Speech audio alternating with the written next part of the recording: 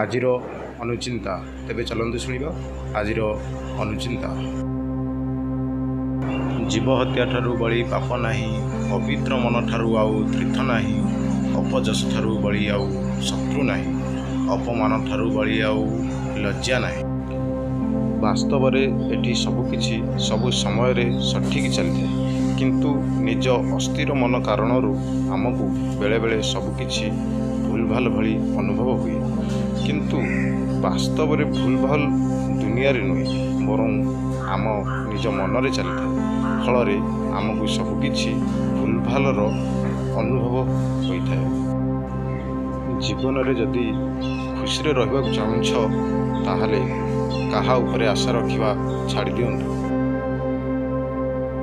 ଏହା ନିରାଟ ସତ୍ୟ ଯେ ଈର୍ଷାପରାୟଣ ଲୋକ ଜୀବନରେ କେବେ ହେଲେ ସୁଖୀ ହୋଇପାରନ୍ତି ନାହିଁ। ବନ୍ଧୁର ବନ୍ଧୁତାରେ କିଛି ରୁଲ୍ ନଥାଏ, ଆଉ ଏହାକୁ ଶିଖାଇବା ପାଇଁ କୌଣସି ସ୍କୁଲ ନଥାଏ।